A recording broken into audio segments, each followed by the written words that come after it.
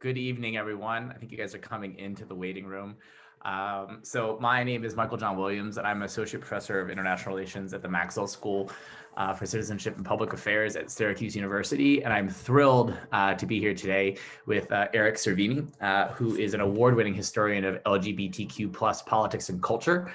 He graduated summa cum laude from Harvard College and received his PhD, or as they call it, a DPhil, at the University of Cambridge, where he was a Gates Scholar. As someone else who did my PhD in the UK, props to you.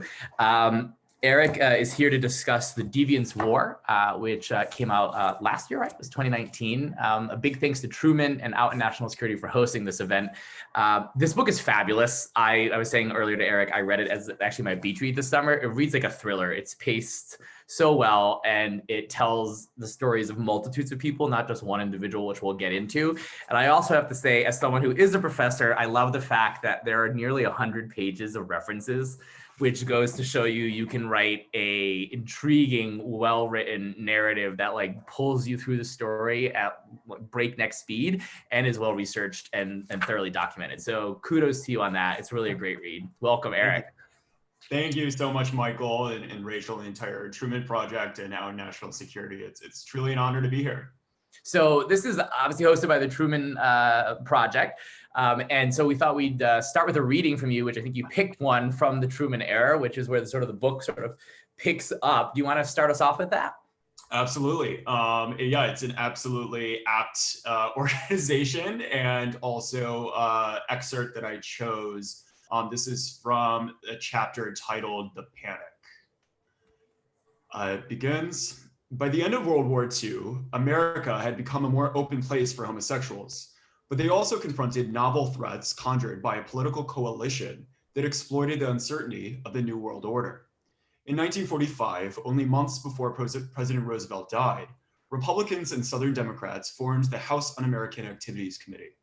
In the 1946 midterm election, after Republicans pledged to ferret out threats to the American way of life, they won the first congressional majority in 16 years. In March 1947, President Truman established the Federal Employee Loyalty Program, and the government began investigating its employees to determine their loyalty. 3 months later, the Democrat-controlled Senate Committee on Appropriations warned about the extensive employment and highly classified positions of admitted homosexuals, who are historically known to be security risks. The committee empowered the Secretary of State with, quote, absolute discretion to purge employees, including homosexuals who threatened national security. In September 1949, America learned that the Soviet Union had detonated its first nuclear weapon. In October, 11 communist leaders were convicted for advocating a violent revolution in America. And in December, China fell to the communists. In January 21st, 1950, a jury convicted suspected spy Alger Hiss of perjury. On February 3rd, authorities arrested physicist Klaus Fuchs for nuclear espionage. And on February 9th, Junior Senator Joe McCarthy stood before a women's club in Wheeling, West Virginia, and announced, I have here in my hand a list of 205, a list of names that were made known to the Secretary of State as being members of the Communist Party and who nevertheless are still working and shaping policy in the State Department. Nobody else had seen the list. When reporters caught him at an airport and demanded to see it, he offered to show them, then realized he had left it in his baggage. The number of alleged communists soon changed from 205 to 57. Rarely, the Washington Post declared, has a man in public life crawled and squirmed so abjectly. On the evening of February 20th, McCarthy arrived to the Senate floor with an overstuffed briefcase that purportedly contained his list of communist-linked security risks in the State Department. And for 6 hours, he provided a warped summary of 81 cases, relying on unproven allegations from a 3-year-old congressional investigation. In short, the speech was a lie, concluded historian Robert Griffith. 2 of the cases involved alleged homosexuals who were, quote, rather easy blackmail victims, explained McCarthy. It was a shrewd maneuver. What editorial board or politician would dare argue that sexual deviance belonged in the federal government? McCarthy would later recuse himself from hearings on the issue of homosexuals in the government. At 41, the senator was still unmarried, and the issue raised questions about his own sexuality. So other Republicans took the lead. A week after McCarthy's Senate speech, his colleagues coerced Deputy Undersecretary of State John Peurifoy, a security official, testifying in defense of his department, into making a startling admission. In only 3 years, he admitted, 91 homosexual employees had resigned upon investigation under Truman's loyalty program. And with that, as the New York Post referred to it, the panic on the Potomac began. Conservative newspapers leapt upon the admission. Congress scheduled hearings. Homosexuality, observed a columnist in Meet the Press, became a new type of political weapon that could wreck the administration. The chief of the Washington Vice Squad testified that there were 3,750 perverts employed by government agencies. Republican Senator Kenneth Wary alleged that Soviets were using a list of American homosexuals, originally compiled by Hitler, to blackmail federal employees for government secrets. Washington, he said, faced an emergency condition. And for the rest, you got to keep reading. It's great. It seems like it's a world away. It reminds me of the quote by Frank Lowenthal, the historian, that the past is a foreign country, and how we have to think about it, and especially where we are today in 2020, when you have organizations like Truman, you have the Victory Institute, Presidential Appointments Commission, out in national security, where we're openly out in who we are, and they're trying to encourage diversity and engagement with the administration. Whereas just in the middle of the last century, it was totally the opposite. So my first question is, how did you start on this project? Did you set out to write a story about Frank? I'm going to ask you about who Frank was in a minute, or what was the genesis of it? How did you come to find yourself on this path? Yeah, just like I don't think Frank was ever born to be the grandfather of the gay rights movement. You know, he was born to be an astronomer. I don't think I was born to be a historian, and kind of stumbled across this story, which after I realized how important it was, and how, not enough people were talking about this legacy of persecution, especially perpetuated by the federal government. And realizing, in college, I happened to watch the film Milk, about Harvey Milk, in the late 1970s, San Francisco, right around the same time that I had to pick a topic for an urban history paper. And I realized very quickly that all the primary sources about Milk were in San Francisco, but the college library database popped up a name that I hadn't recognized before, and that was Frank Tammany. And, historians have written about him. He's, the book, The Lavender Scare, which talks about a lot of things I just read about, mentioned his fight against the federal government and the gay purges, but there had never been a full book written about him. And so I bust down to the Library of Congress. If anyone's been not in the Jefferson building and its uglier sibling, the Madison building next door, where his personal papers are held, it's one of the largest LGBT collections in the entire world. And I was 19 years old and realized I was looking at the secret history of gay rights in America. And it's a story that really begins a decade or two before Stonewall. So every step of the way, whether it was writing my senior thesis, and then my master's, and then my PhD, and then finally the book, I just couldn't put it down. And finally, I've just climbed out of the hole of research and writing, and so it's pretty surreal. How many years were you working on the project? 7 years. 7 years, yeah. It's reflected in the quality of the project. By the way, point of order for everyone, you're welcome to ask questions in the Q&A. We thought we'd have a discussion of about 30 minutes with us and then open it up to questions. But if you start shooting in questions now, I'm going to see them and I'll integrate them into the conversation. So please don't hesitate. Mom and dad, that include you, if you want to ask a question of your deviant son. So who was Frank? Now, I remember actually when I first stumbled upon Frank Tammany, I think it was in Washington. I'd come over from London for some meetings. I think I would probably just finished my PhD. It was like early noughties. And he was in the Washington Blade. And I remember seeing, I think it was a cover story. It was a story in there. I had no idea who he was. And it was a short story about it. And I was like, oh, okay. But like you said, I didn't really get much. I read it and I kind of was like, oh, okay, this guy's obviously really important, but I didn't know much about him. So who was he, and why is he so central to this story that includes a really wide cast of characters, which we'll also get into? Right. No, I think fortunately a lot of people in DC do know his name, and of course we have the Blade, which is really one could argue is partially created because of his work. and they've been able to tell his story. But like I mentioned, he was born, in 1925, grew up during the Great Depression. He was born to be an astronomer. If anything, he should have been the grandfather of the American space program. And he fought in World War II. He got a PhD in astronomy from Harvard in '56. And the next year, this is 2 years before the creation of NASA, the same year that Sputnik was launched, he was working as an astrophysicist in the Army Map Service. So essentially building the foundations for a manned space program and also America's ballistic missile program. And so, of course, he needed a security clearance. And so as he was working, just months after he got that job in the Defense Department, they found out he was gay. And he, as what I just read suggests, this had been happening a long time, of the federal government investigating alleged homosexuals or sexual deviants and then systematically removing them from the government and also marking them for the rest of their lives as sexually deviant and unemployable in their chosen profession. And so what made Frank so unique was he was the first to fight back.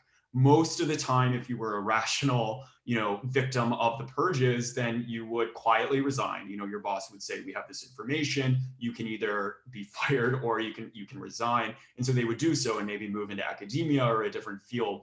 Frank said, screw that. He had spent 15 years trying to become an astronomer, getting his PhD. He had fought on the front lines in Europe during the war.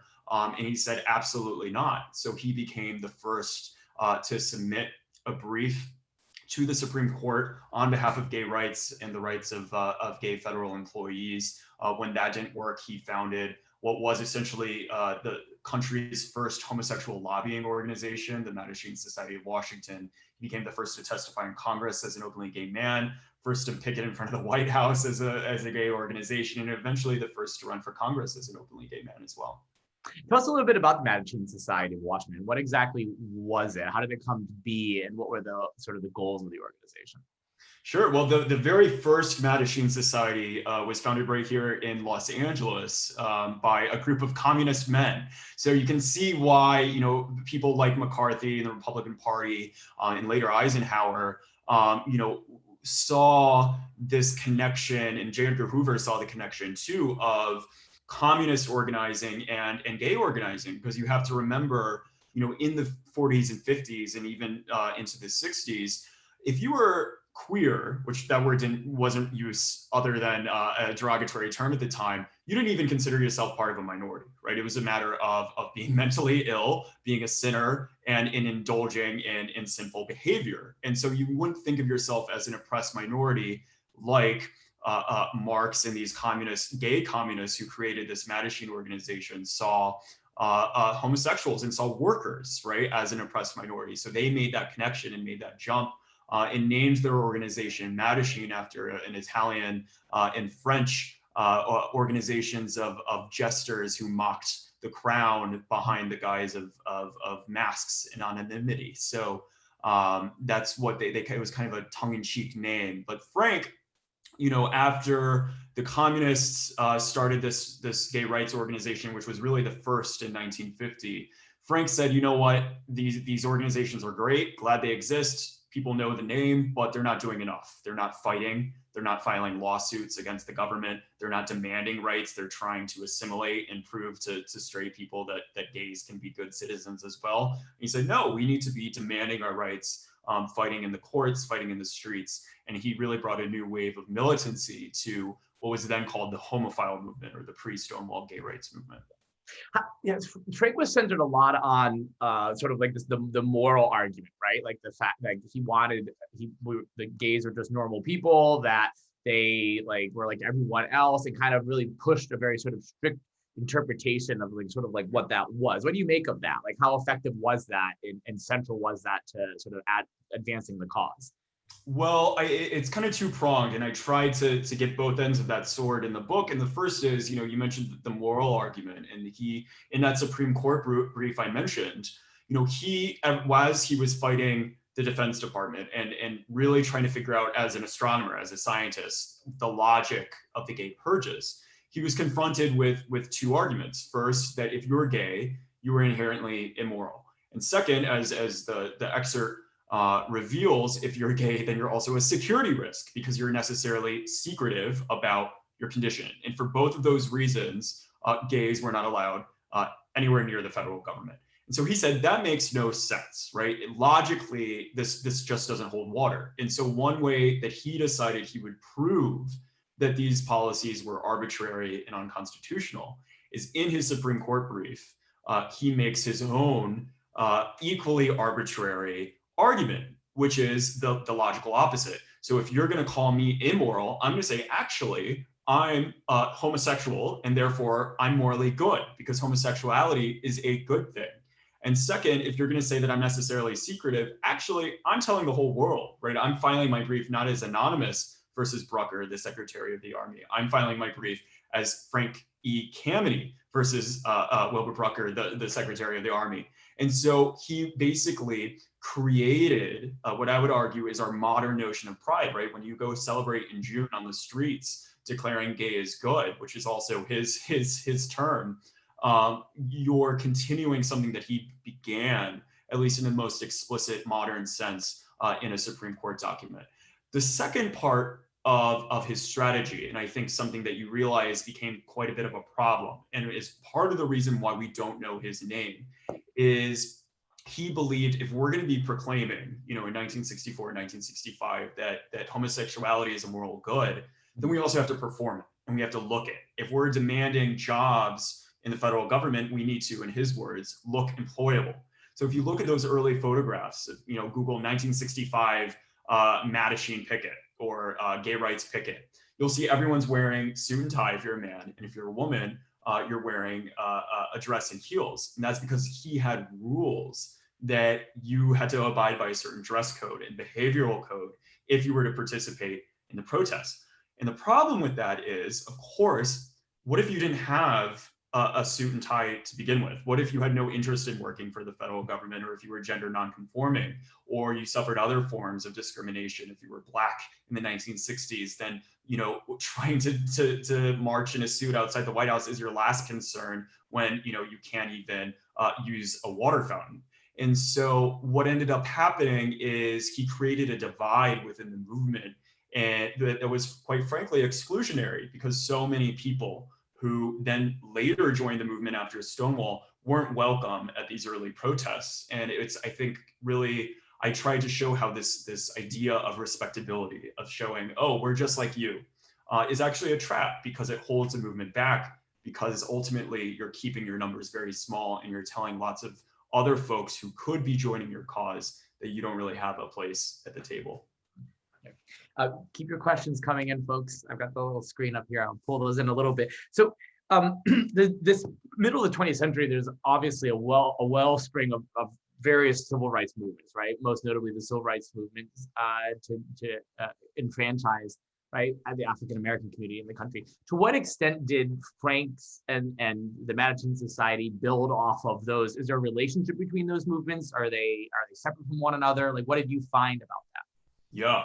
It's a great question. I think the best way that I could characterize Frank Tammany and the Mattachine Society of Washington's contribution to American history is looking at the Black freedom movement at every stage of the way, whether it's from Montgomery to Greensboro in 1960 to Bayard Rustin's March on Washington, who himself was a gay Black man, who was the chief architect of the March on Washington, at which Frank Tammany also marched with the Mattachine delegation.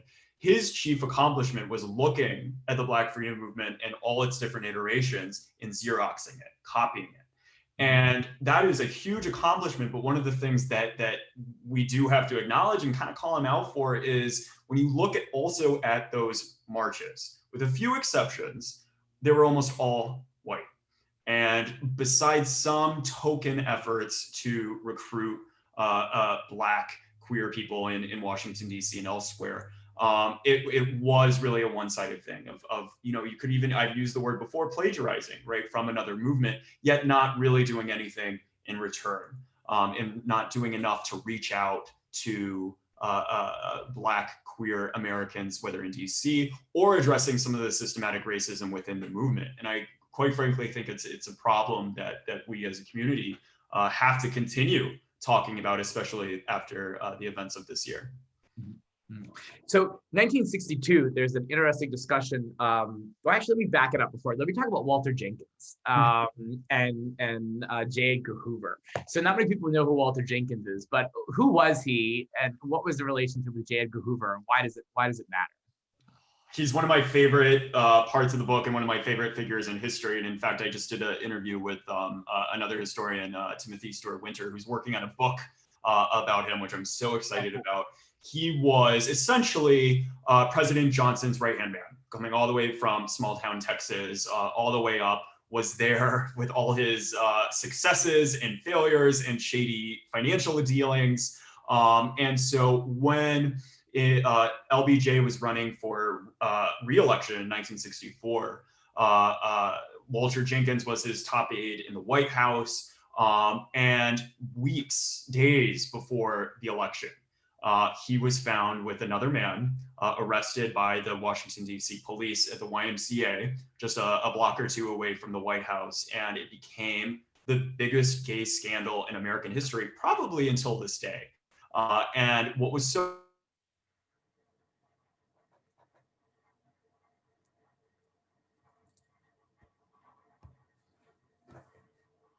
remarkable, I don't want to get homosexual in the White House, and kind of shrugged its shoulders. And what was so remarkable about J. Edgar Hoover, there, had a 300-page FBI report, interviewed 700 people. He also shrugged his shoulders and said, oh, I know Walter Jenkins, essentially. This is what the report said. I know Walter Jenkins. He's an upstanding man. Yes, he has no place in the White House, but he wasn't really a security risk.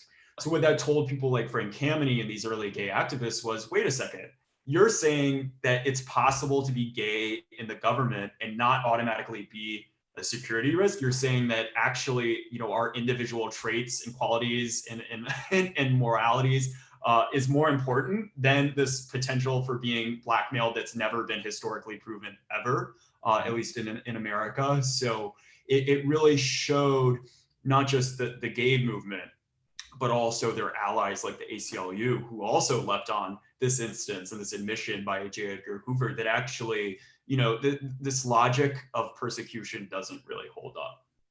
Okay. So going back to the sort of the intersectionality between some of the movements, I found one of the interesting tidbits of information was Robert Nix, congressman from Philadelphia, and the letter writing campaign that followed the 1962 WBH Live and Let Live discussion. I don't know if maybe you could fill us in a little bit about what that discussion was and the subsequent letter campaign. And Robert Nix was the first congressman, right, to actually meet with Tammany in the group after that. Yeah, absolutely. I mean, the very first effort on that the Mattachine Society conducted was a letter writing campaign, like you said, essentially a lobbying effort to bring the plight of the homosexual, especially gay federal employees, to the attention of Congress. Nothing like this had been done before. And they literally sent a letter to every single member of Congress, and only 2 congressmen agreed to meet with them. And the very first was Congressman Nix, who was a descendant of enslaved folks. And he was the first one to sit down with them and say, what can I do for you? And, it shows that, and I think you see it throughout the book, these moments of potential solidarity, of coalition, where, and you see later in 1969, a Black revolutionary in DC reaches out and says, hey, we're fighting the same system, the same government, the same, forces of exclusion and bigotry. Let's join forces. And these white activists don't really do anything. They say, oh, that's an interesting idea.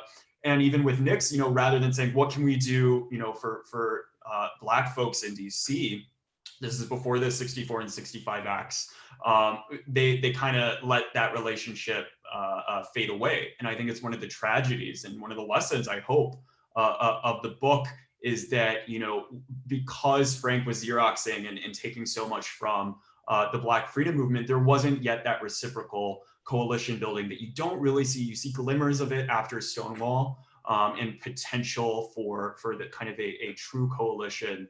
But even that breaks down in the months after Stonewall. So I hope that it shows, some of the lessons, especially now as we're fighting for the rights of trans folks, and fighting for Black Lives Matter, and saying, actually, if you're queer, and maybe you look like me, you're male, cis, and you're relatively privileged because of some of the fights and some of the progress that our movement has made. Now maybe we have a moral obligation to be fighting for those who were forgotten along the way, and who were also the first to fight for us and put their bodies on the line at Stonewall and elsewhere, and declare, Black Lives Matter, Black trans lives matter. And I hope that's one of the chief takeaways of the book. So we're just talking about being cis men. Where are the women? Where are the women? So you actually have a lot of women in the story. I mean, what I really like about it is that the book isn't just about Frank, right? When you open up, like, as the chapters go on, you meet all these women like Kay Lauhausen, right? Tell us about some of the women in the story. Like, what was the relationship, especially because at that point, gay kind of covered everyone. It wasn't necessarily indicative of like gay wasn't male homosexuals, right? So how were women involved? How instrumental were they to the movement, and what was Frank's relationship with some of those characters? Right. I think one of my I forgot which chapter, but one of them opens up with, "But where are all the lesbians?" Right? Because it literally that phrase, because Frank's world, at least up until really around 63 or so, was entirely male, almost entirely white. And not until he starts organizing with some of these other organizations, the chief of which was the Daughters of Bilitis, which was the first national lesbian organization in the US. And people like Kay Tobin Lahusen, like her partner, Barbara Giddings, the late Barbara Giddings, and realizing, if I'm going to really fight the federal government, we need all hands on deck. And, he was a very difficult man to get along with, period, whether you were a man or a woman. But you see some of especially with his fight with the lesbian activists, this is, I was watching Mad Men again, rewatching it last night, and like, you can just see the misogyny of the 60s in all the writing and communications and interactions of these people, even in our own movement, right? We're not immune from it. You're not immune from misogyny or from racism. And I hope that comes across. But you also see how incredible it is that some of these lesbian activists continue, despite the blatant misogyny of some of these gay white male leaders, that they kept fighting. And if you look, at some of the transcripts that I discuss as Frank Tammany and his partner, essentially Barbara Giddings, as they were fighting the Pentagon for some of these security clearance cases that I talk about later in the book, it's Barbara doing all the work, right? And anytime she pipes up, and there's even a moment where the Pentagon examiner says, Frank, why are you, or Dr. Tammany, why are you speaking when clearly Miss Giddings is the one who's actually most knowledgeable on this issue? And he kind of ignores it, right? He just plows forward. So it just goes to show, some of the problems in movement building, and how just because you're a victim of persecution doesn't mean that you're immune from persecuting others. Yeah, it doesn't automatically make you an ally. You were talking about Mad Men. I'm a huge fan of The West Wing, and I've been rewatching it during the pandemic. And Aaron Sorkin either hit the late '90s nail on the head, or he himself is a misogynist. When you look at the role for women in the first four seasons, yeah, really, I'm just sort of watching it I'm like, oh my goodness, it's like atrocious. So one of the questions from the audience, I want to build some of these in, and I'm going to get to Stonewall in a minute, is did Frank ever regret excluding those who didn't follow his rules or dress code? I'm guessing you didn't get to speak with him, did you? He passed away probably, right, before. But do you know if he ever regretted? Did he write or talk about that ever?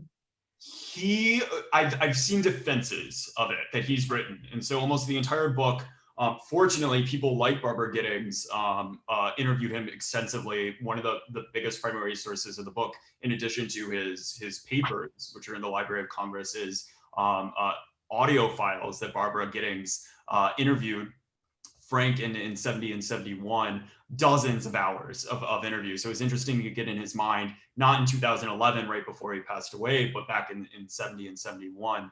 And he saw it as dynamic, as a stage building up to, Stonewall and afterwards, right? He would have argued that those dress codes were necessary in order to build the confidence and the foundations within the movement to then allow the first Christopher Street Liberation Day March, which we now call Pride in 1970. He would have argued that would not have occurred without these early demonstrations. And I don't know if I buy that. I certainly don't buy that these dress codes and some of the politics of respectability was necessary. And I try to get across every stage of the way that it held back the movement.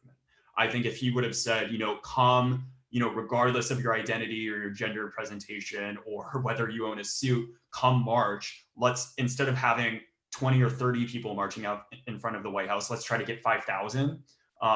Then I think things would have happened a bit faster. I think it would have clicked within especially the New Left and some of the activists who joined the movement after Stonewall. I think if they had seen true, authentic, uncensored protests before '69, I think it would have happened earlier. So I think, I always like to call him my grandfather, or the grandfather of the gay rights movement, because just like my grandfather, yes, he's responsible for my birth and for my existence and for a lot of what I have, but also like grandpa's kind of racist, right? Like grandpa like says some things and made decisions in his past that certainly I would not agree with and that, did not make the world a better place. And I think we have to talk about those, especially when we're talking about our own movement.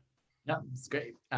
So where does Stonewall fit into all this? So you mentioned that, right? And obviously involves what I really like is you actually open the chapter talking about an 1844 insurrection of farmers in the Hudson River Valley. Could you maybe for the audience explain how this 1844 insurrection linked to Stonewall? And where, well, I mean, it's a really really excellently written book. I can't stress that enough. Because when you start a chapter reading about this, and you're like, where is this going? And this is so how does that 1844 insurrection of farmers in the Hudson River Valley link to Stonewall? And where does Stonewall fit into the broader sort of work that Frank and the Mattachine Society of Washington were doing? Because Frank wasn't at Stonewall, right? So no, certainly not. Although one of his proteges enjoyed going there, Bob Martin, the famous bisexual activist who founded the Columbia Student Homophile League. But anyways, I'll try to give the Spark Notes version. Long story short, in the mid 1800s, farmers were rebelling against landlords in the Hudson River Valley. And one way they did that, and they were rebelling violently, quite literally riots, and they needed to disguise their identity. So they dressed as Native Americans, or as Indians, as they called themselves. So in response, the New York State Legislature in '45 banned any sort of disguise, which they called vagrancy, right? So it was really one piece of legislation very narrowly intended to prevent people from disguising their identity. Well, fast forward 50 years, that piece of legislation is what began to be used by the New York Police Department and other entities in New York to persecute those who were cross-dressing, those who were gender nonconforming, who were trans. And in practice, if you were not wearing 3 items of clothing of your assigned sex, then you were going to be arrested under this statute. It was this statute that was applied on the night of June 27, 1969 at Stonewall. The only people who were arrested at Stonewall within the bar were those who were gender nonconforming and who were not wearing the 3 pieces of required clothing. And so they were the ones arrested because of this law, and they were the ones who fought back first. If you looked like us, right, if you were cis gay white men, you just had to show your ID, you were let out, you could go kiki outside, continue the night, go to a different bar, you were totally fine. It was those who were defying gender norms who fought back, many of whom were people of color. And so because there were 2 Village Voice reporters there, they saw this happening. And I encourage anyone to go Google like Stonewall Village Voice article and read it, because you can see it wasn't people like us who were fighting. It was, the drag queens, the gender nonconforming folks who were fighting back. And so because that was reported and it became, national news, unlike some of the earlier instances of rebellion in California and elsewhere, it sent the message, which, Frank's organizing and protests had not, which is finally there was a grassroots resistance of all classes, all racial identities, all genders, who were finally fighting for queer liberation. And so it sent a message to people who were already organizing against the war, who were fighting for women's liberation, who were students, that finally, hey, I can actually be fighting for revolution as my own authentic self. And so that's why you see this huge propagation of other organizations and new organizations like the Gay Liberation Front. Okay, great. So Greta, thanks for your question earlier. Richard has a question. Said a few of the folks out in national security have been working on nuclear non-proliferation. We're going to get heavy here. And they wanted to know if you were aware of any research out there that impacts on the Lavender Scare, specifically on the nuclear weapons establishment. So like the Atomic Energy Commission, national laboratories, et cetera. And what advice that would you give as they look to assess these impacts? They're not aware themselves of any oral or written histories of gay people in the nuclear weapons establishment, but maybe you're familiar with some or not? Well, I know for a fact that Frank, he was underemployed or unemployed for the rest of his life. He died in poverty. And so a huge portion of his papers at the Library of Congress are job applications that were, of course, denied, primarily because of his inability to get a security clearance. And one of the places he applied was the Atomic Energy Commission. And I know for a fact he didn't work there. I don't know the inner workings of how they knew I'm sure they were in communication with the FBI.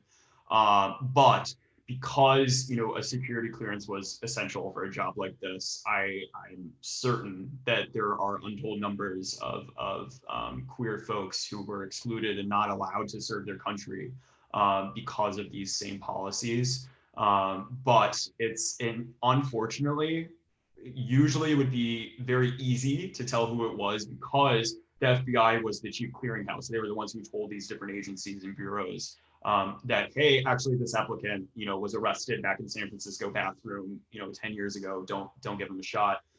That sex deviance file was destroyed in the 1970s, and it was hundreds and thousands of pages of documents. And so we just can't know the true magnitude. Hopefully future researchers will be able to maybe issue FOIA requests or even lawsuits. There's some organizations that are already doing that to try to get it from the agency level. But I'm certain that there were untold numbers of people who simply wanted to serve their country and weren't allowed to do so, including Field. Why was that whole sexual deviance file deleted? Unclear. I mean, when it was right after Watergate, right when FBI was in a lot of hot water for COINTELPRO and all of these other programs, and I think they were aware of what they were sitting on, especially after Hoover died, and a lot of his own personal files were immediately destroyed. I wonder why. Yeah, exactly. I mean, and a huge part. I mean, a lot of work has been done. There's a lot of misinformation, I think, about Hoover, but the one thing we know for sure is that if anyone was committing blackmail in Washington, D.C., in mid-century America, it was J. Edgar Hoover. He was able to maintain his position as FBI director almost entirely based on a regime of surveillance and blackmail and the fear. And congressmen would go on the record saying, I would never vote against appropriations for the FBI because I'm too scared of what he has on me. And for that kind of fear in any sort of republic or democracy is terrifying. Not good. So I wanted to ask you about the difficulties you encountered, if you did, I think you probably did, in researching material, archival material. Obviously, queer folks had plenty of reasons to be circumspect about being overly public and documenting things too much. So was it difficult to find sources? What challenges did you encounter? And then actually, Flamore, who's one of my students at Maxwell, Fulbrighter, hey Flamore, glad you could join us. He asked, were you able to interview anyone who's alive at the time and maybe partook for your research? And if so, how did they look back at it now? So I guess two-parter. One, what challenges did you have accessing archival material? And two, did you get to interview people? And how did they look at that history from where they sat today? Yeah, that's a great question. Both of those are questions. And I think I can answer them in one fell swoop, which is yes to both. And one of the people who I interviewed, who's still around, who's incredible, is Randy Wicker. He actually organized before Frank he organized the very first gay picket demonstration outside of the Army Induction Center in New York in 1964.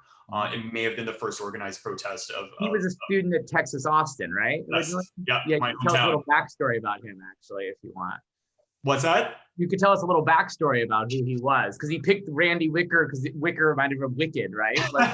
Yes, and Randolph was sounded fancy.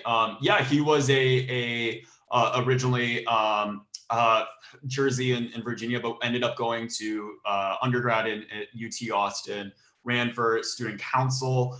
The university found out he was gay, but he had so much support that he like threatened to cause a scandal if they like prevented him from running. And so he was kind of, you know, a bit of a badass, but also somewhat unhinged. But because of that, he was able to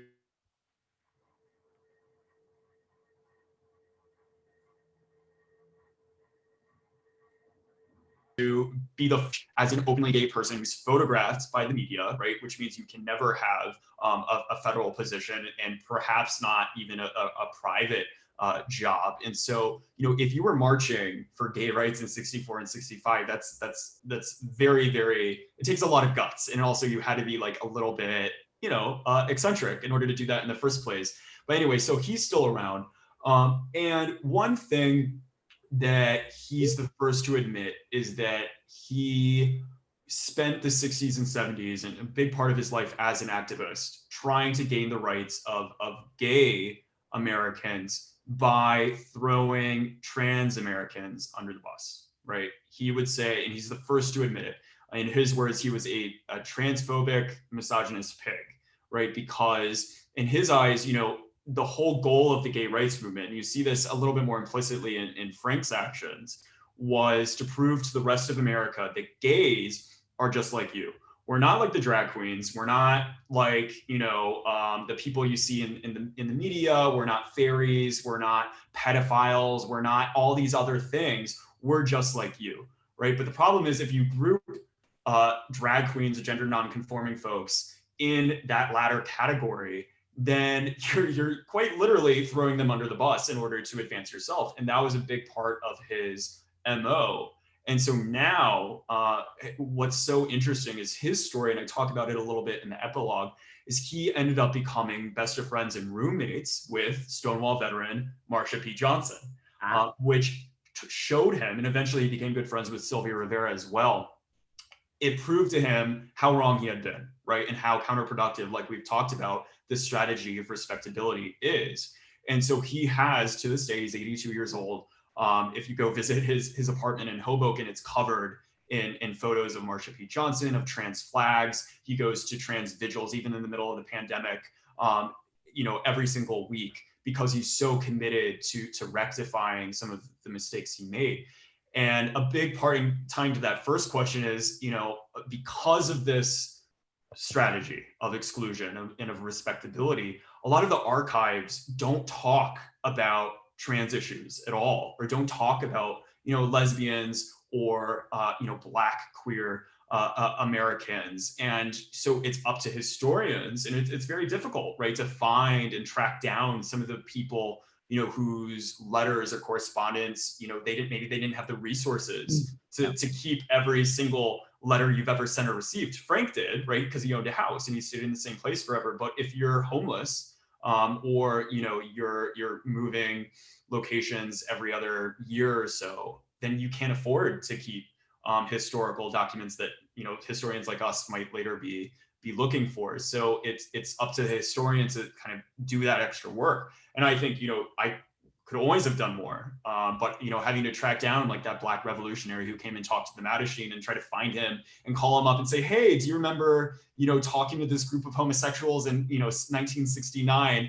And he goes, yeah, of course I do. Like it was 1969 and I was presenting to a group of homosexuals. Of course I remember that. So it takes that extra work, but I think, you know, I would encourage anyone who's interested in history or researching it to think about that and think, what are the limitations of the sources that I'm using, and how could these sources or the archive actually be exclusionary, and how can I fight that? So one of the questions from Marcus is he'd like to know, has there been any recognition of Frank's role by the US government, similar to that of Alan Turing's in the UK. Turing was, of course, a mathematician who broke the Enigma code, which is a Nazi code in the Second World War, and is the founder of modern computing, which, interestingly, in case you didn't know, is why Apple is a bitten apple, because he actually committed suicide by eating a poisoned apple after he was exposed for being a homosexual and put into hormone therapy. Has there been any recognition by the federal government about Frank's role? I mean, I know he met with President Obama, right? And President Clinton? So he's not in our currency yet, because I think Turing now is, right? I believe so, on the 5. But there are small things, and I think still in DC, especially within the federal government. So he actually received during the Obama administration, that was kind of his pinnacle. He received an official apology from the successor agency of the Civil Service Commission. OMB. Right. Yes, apologizing for the government's actions. And then he was standing next to President Obama. You can actually find the video when President Obama, this was before some of the Supreme Court decisions, but when he was expanding the rights for federal employees who had gay or lesbian partners. And he was there with the repeal of Don't Ask, Don't Tell, and he ended up passing away in 2011 on National Coming Out Day. And so there is a Frank Tammany Way off, I believe, U Street in DC.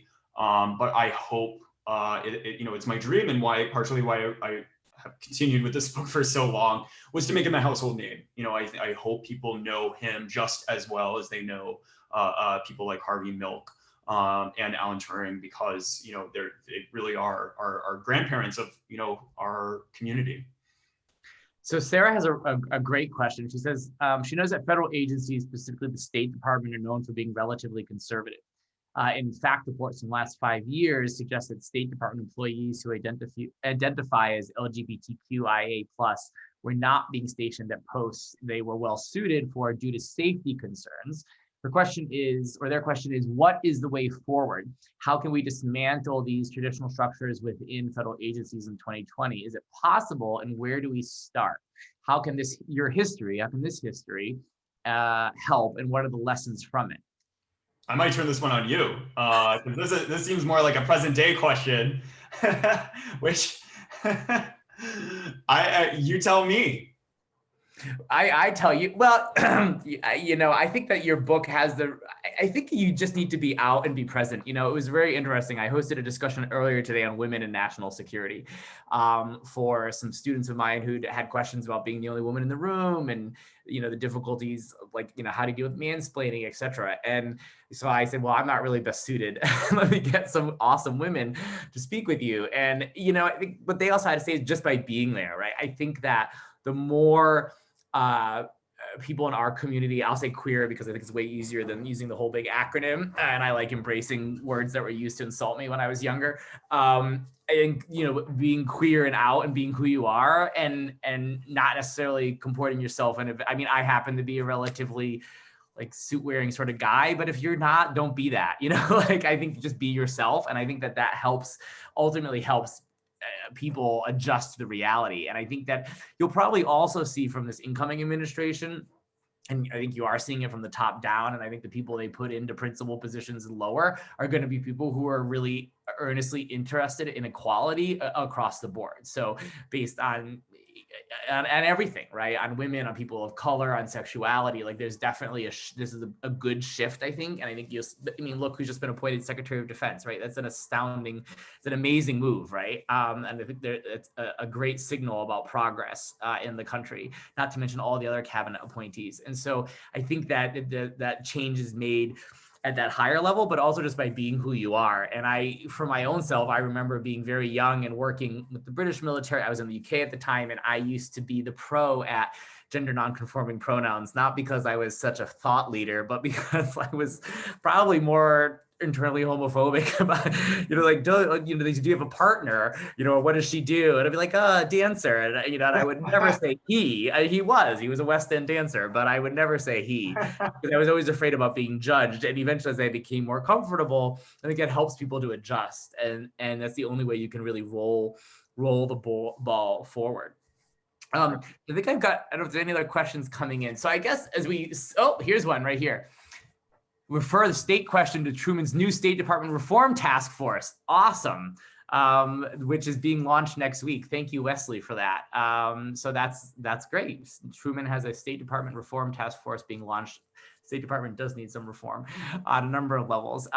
Jeffrey has not a question, but a gay and lesbians and foreign affairs agencies is doing great work on pushing the kinds of limits your questioner asked. So one answer is join an agency or affinity group. And that's really true in professional groups in general, you know? I think it's important to be a member of your professional group and an affinity group. And I would highly recommend Out and National Security if you or folks are working in the space, and also like the Victory Institute, the Presidential Appointments Commission, which I thought was really interesting. They've ran some great webinars on how you manage presidential appointments and getting sort of your sponsors and lining things up, which has been really great. And I think that it's a big difference from when I came out 20 years ago, roughly, dating myself, and had thought that I probably had wrecked my entire life and world because I decided I was just going to be honest about who I was, rather than hiding or ruining some poor woman's life by being so deep in the closet.